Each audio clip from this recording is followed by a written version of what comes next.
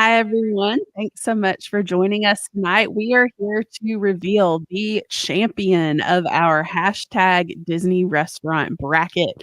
I am so excited for you guys to get to see the results of your voting.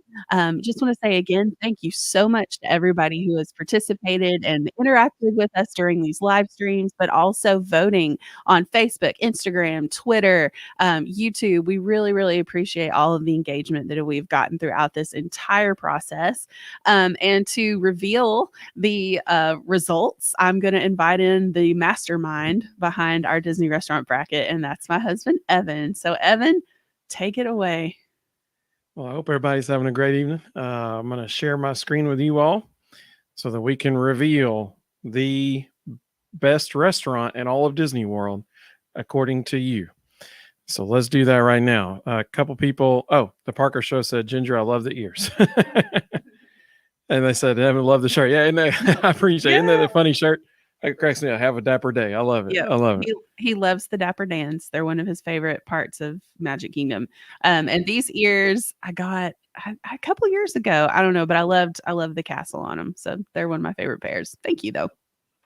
The Parker Show said that they're guessing it's going to be Ohana that wins. They said, but Le Cellier has everything a person could want.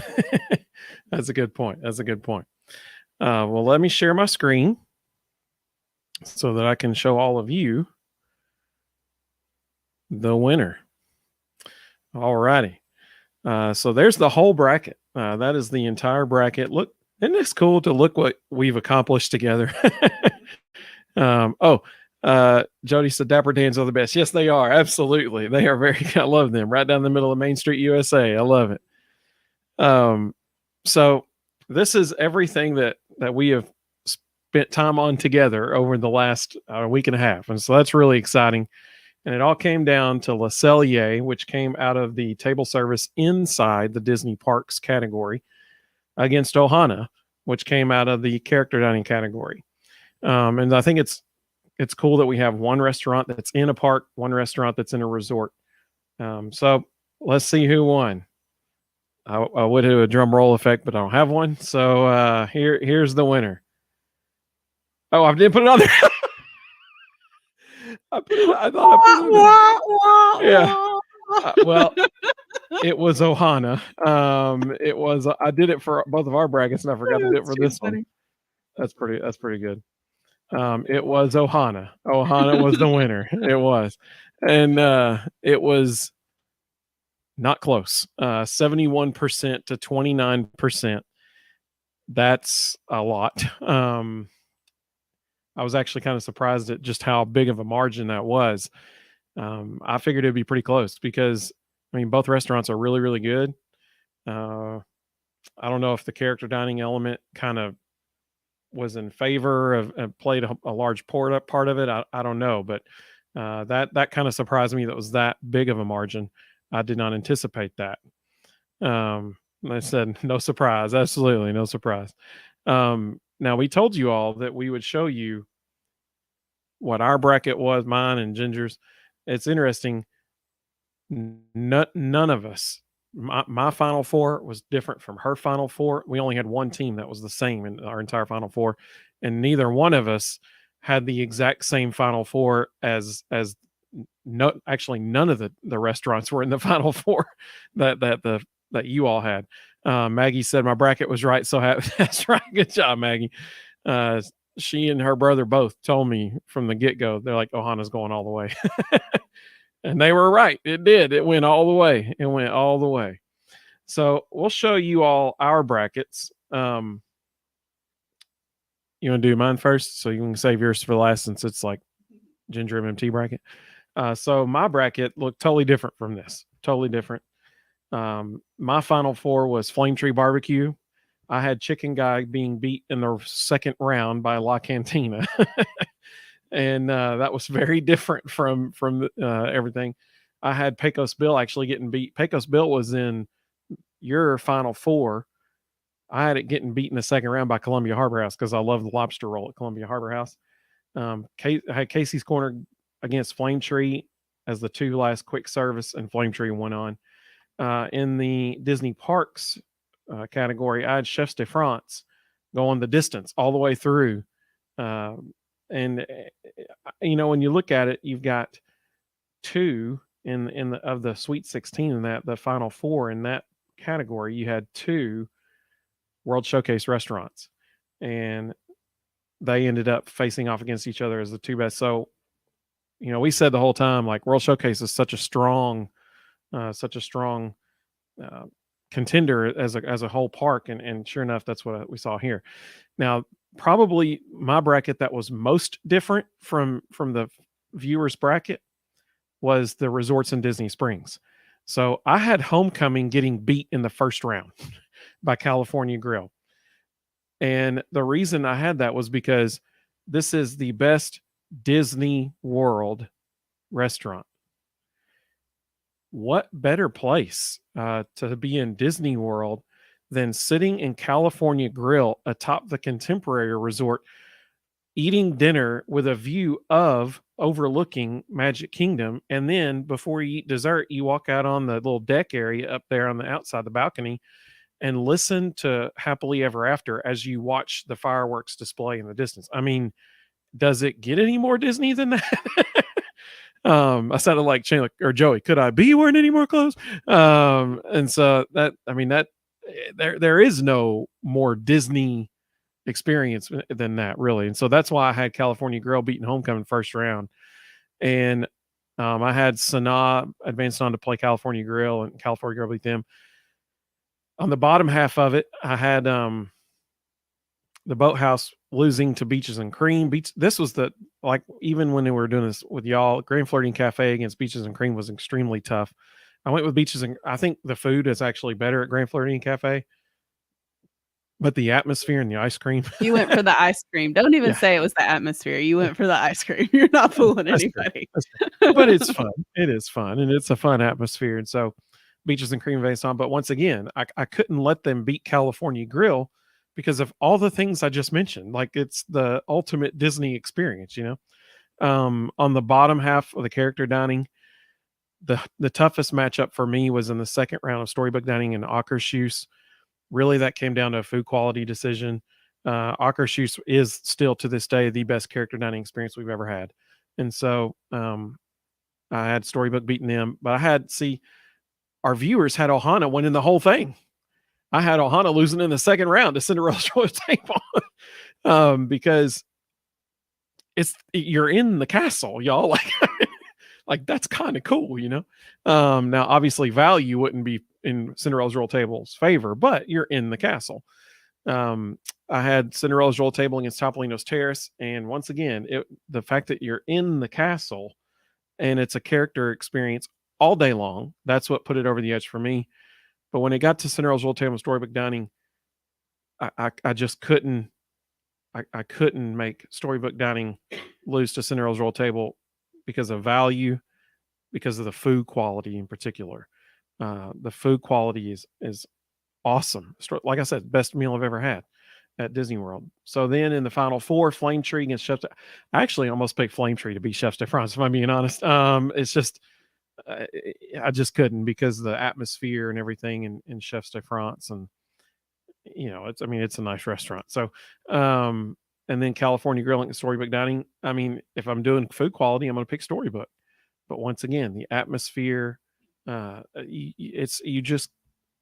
can't top that. And so in the final matchup there, Chefs de France, California Grill winning it all. Best dressed Disney World restaurant. So when we look back, and the Parker Show said my list would look more like yours. Yeah. When you look at the viewers said Ohana, best Disney World restaurant. I don't think you're going to get a lot of argument from anybody. I said California Grill. I don't think you're going to get a lot of argument about that from anybody. Let's look at Ginger's bracket and see who she had. You want to talk us through yours, Jen? Yeah, I'll talk through mine. So, obviously, I have eaten at a lot of different places at Disney World, very, very lucky in that respect because I've gotten to train down there on site. We've gone on personal trips. So I've gotten to try a lot of different things, and I've gotten to try some places that are kind of a little bit more maybe off the radar. They're not necessarily those iconic Chef Mickey, Ohana, Cinderella's Royal Table types of places. We've gotten a little more adventurous, honestly, since the reopening because a lot of the places that maybe we might have defaulted to in the past were not reopened yet, and so it's given us the opportunity to really try a lot of new things. And I have discovered that I love a lot of restaurants that it never would have occurred to me to try before. And so, that's maybe something that I would encourage people to do is like branch out, try something different because if we've learned anything through this, if we've learned anything through this whole process, it's that there is a lot of great food to choose from at Disney World. And so you have so many good options and lots of different places to kind of try out and see what you like better. Did That's you a want to say really good something else? point. Yeah. We got a couple comments coming in. Lee said, Lee, good to have you. Thank you for joining us. He said, I looked close at Ohana and the menu just didn't seem appealing to my family. I get that. Ginger, for example, she's allergic to pineapple. So there goes a substantial portion of that menu. I get that. The Parker Show said Viennapoli. That would have gone far in my list as well. Yep, absolutely. Awesome atmosphere. Yeah. And that's one of the reasons honestly why I didn't pick Ohana. I do love the location of Ohana. I love the atmosphere at Ohana. I loved the character experiences, but I can't have a lot of the food at Ohana. I can't have the bread pudding because it has bananas in it. I'm allergic to those too. I can't have the pineapple orange guava juice. I can't have the bread that has pineapple. So there's just a lot of foods there that I personally can't have. And so, that's one of the reasons why I didn't personally send Ohana all the way through. But I love elements of that restaurant, and a lot of the food that I can have has always been really good. But I chose Flame Tree Barbecue to go all the way through the quick service round. I love that restaurant. Everything I've ever tasted from there has been good, from entrees to desserts to side dishes.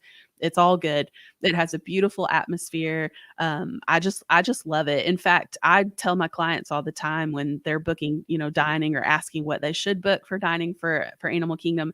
I always say, honestly, I like the quick service options in Animal Kingdom better than I like the table service options there. And Flame Tree Barbecue is one that I always recommend to my clients. I had Viennapoli going all the way Well, through. Oh, go before you ahead. move on, let's address what you just said because you'll notice Yeah. Flame Tree was up against Satuli Canteen in the Mhm. Elite Eight, Yeah. which is also in Animal Kingdom. So she's right. I mean, that's a very strong representation from Yeah. Animal Kingdom. Yeah, they have great quick service options in that park. And also for table service inside the parks, I agree with Evan. I took Chef Stifrance pretty far into it. I took it into my Elite 8 as well, just because I think that the atmosphere of that restaurant is absolutely beautiful. I love the France Pavilion, but I ultimately had it getting beat out by Viennapoli. I think Viennapoli checks so many boxes on that list. It has a great atmosphere. It has a fantastic location in the World Showcase. It has really good food, and it can be a phenomenal value depending on what you order. Those large pizzas are easily enough for a family to split, and so this can be a very economical table service dining option. And so I moved it all the way through because I really thought it hit, kind of all of our criteria that we've been talking about. That's a really good point that I did not think about. The fact that a family can split a huge pizza at Viennapoli, and it could be very, very economical. Just like you said, the value could be great. I also want to point out something about your bracket here. Of the top four table service restaurants in Disney parks, you had three of your four were from World Showcase. So once again, like this is speaking volumes of World Showcase here. This is really a advertisement for World Showcase. Really, is what we're looking at right now.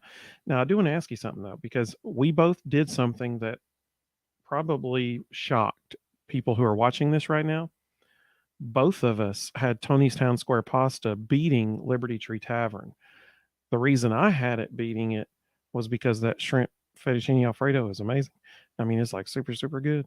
And the atmosphere is really great. And just the location inside Magic Kingdom, in my opinion, is better at Tony's than it is at Liberty Tree.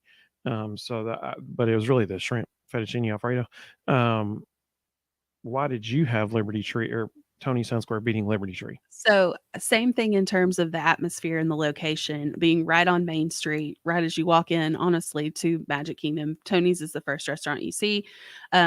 At Christmas time in particular, you're really close to that big Christmas tree. It's just a beautiful place to eat.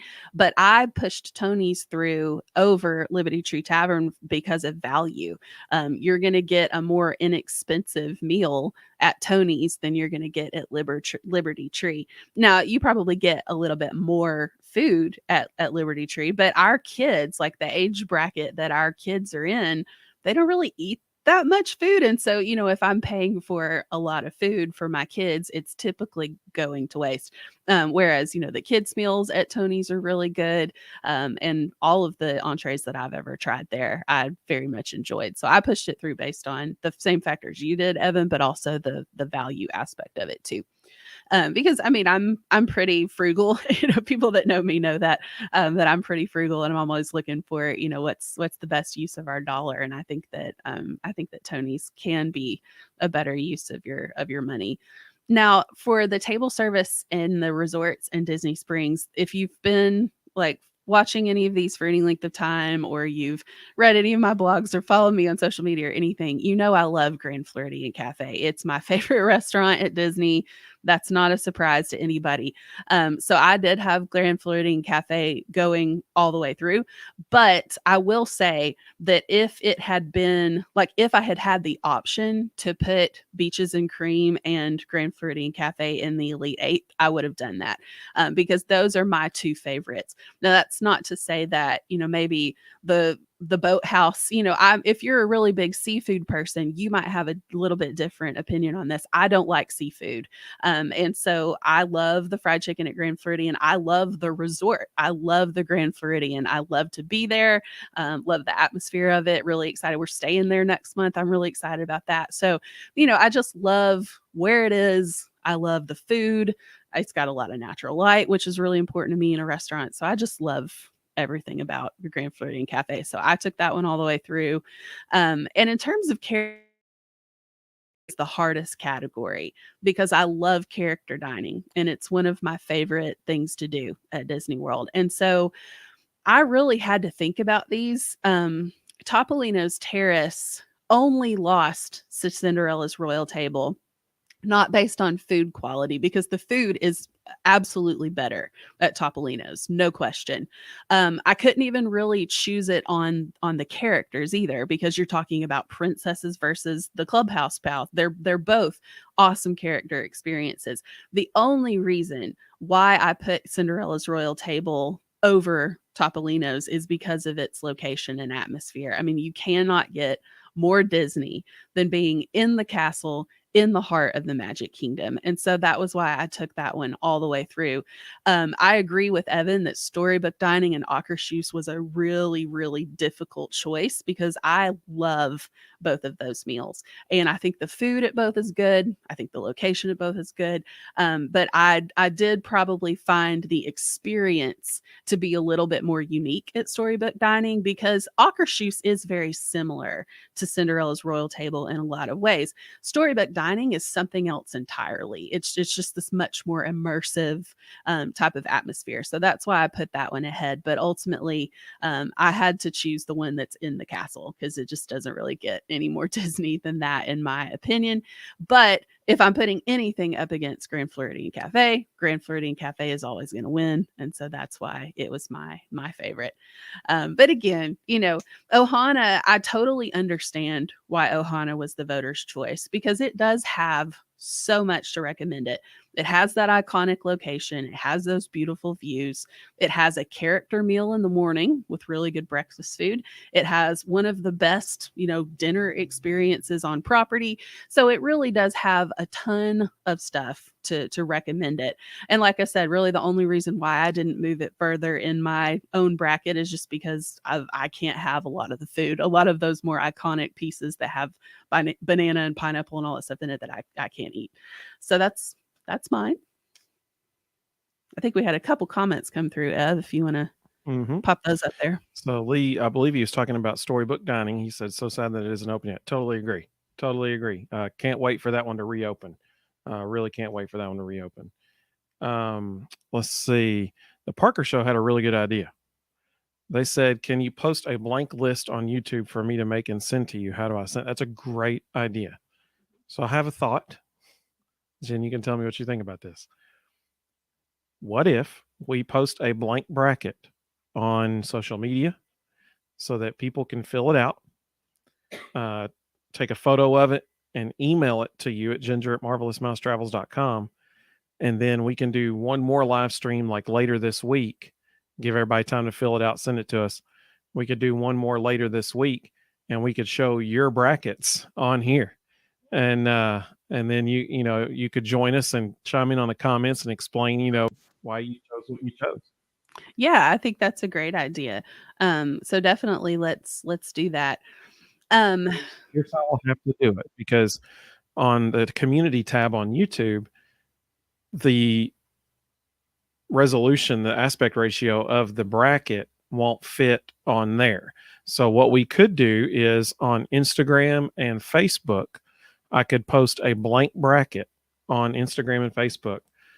You could take that, digitally fill it in if you want to, or print it off, write on it, and then email it back to ginger@marvelousmousetravels.com.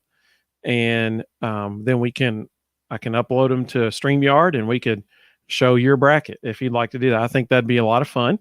I think that'd be cool for people to get to, interact in that way. And so I think we should do that. And maybe I don't know, maybe Saturday, do a live stream Saturday, Friday or Saturday, something like that. Yeah, I think that could work. We're traveling over the next few days, so obviously we won't probably be doing many live streams, at least for this while we're traveling, because we're actually shocking. We're not going to Disney. We're going somewhere else. So definitely, if you want to see where we're going, and if you want to follow along with us, be sure to check facebook.com/gingermmt. We might do a few live streams on YouTube as well, but primarily probably Facebook and Instagram is where we'll be posting a lot of that stuff. But definitely, I think Saturday could potentially be an option for that. Evan, is there anything else you want to say before we wrap this up? Congratulations to Ohana. That was the fan favorite. According to you, the best restaurant in all of Disney World is Ohana. And unfortunately, it's still not open. Hopefully it'll open soon. I still think we need to email this to Walt Disney World and be like, hey, people want it open. But I so appreciate all the interaction we've gotten on this. Really, it has been really a fun thing for us too, seeing all the different interactions. So I really thank you for that. And I will post that blank bracket on Instagram. And I'll tell you what, I'll make Ginger solo on the screen for a second so that you can see her social media contact info right here. So on Facebook, it's Ginger MMT, and on Instagram and Twitter, it's Ginger_MMT. And so I'll put that on all three of those. I'll put a blank bracket, and if you'd like to, you can fill it out, send it to us, and we will show your bracket. We will show your bracket on this YouTube channel, and you can join us for that live stream. We'll just do it Saturday. You want to pick a time so everybody knows? 9:00. Like PM? Yeah. Sure. Yeah. So 9:00 AM on a Saturday? No. So 9:00 PM this Saturday, we'll do one last live stream where you can show your bracket on this live stream. It'll be a lot of fun. So be looking for that on Instagram. That's a great idea, Parker Show. Great idea. I like that. So I'm going to let Ginger take us out. It's been a blast having fun with doing this with you all. Thank you. Thank you so much for letting us have some fun with you too. Yes, again, I echo what Evan said. Thank you so much for all of the voting and all of the interactions in the videos and everything that you guys have done. It's been really fun to see everybody participate in this. And I do just want to remind you too that we do have reviews of a lot of these restaurants that we've talked about on the YouTube channel. So if you're not watching us through YouTube, if you're watching us on Facebook, be sure that you head over to youtube.com/gingermmt and subscribe to the channel. We have a whole playlist of Disney restaurants where we've done a lot of different character meals, or we've eaten at places like Grand Floridian and Beaches and Cream and Tony's, and maybe some of those others that you haven't tried. That's one of the things that we always try to do whenever we're down at Disney World, is to try someplace new so that we can document it and share that with all of you. So check out that if you haven't already done so. We also have a lot of other helpful stuff on the YouTube channel. We have resort tours, we have room tours, we have planning tips and tricks and advice. We have park tours and lots of other things like that too. So if you haven't checked us out over at youtube.com/gingermmt, make sure that you check that out and give us a like and a subscribe, and turn on your bell notifications so that you never miss when we upload a new video. Our next video that we're going to be uploading probably later this week is a resort tour of Sapphire Falls at Universal Orlando. That is the only preferred resort on site at Universal. And for many of our agents at Marvelous Mouse Travels, it is their favorite one. And so we'll kind of show you why everybody loves that resort so much. But again, remind you that if you're interested in planning a vacation to Disney World or Universal Orlando, or really anywhere else you want to go, my planning services are completely free when you book that vacation through me. And it is the same price to book with me as it is to book directly through the vendor yourself. So if you would like more information or a free no obligation quote, you can head over to my blog, which is gingermmt.com. Thanks so much for joining us.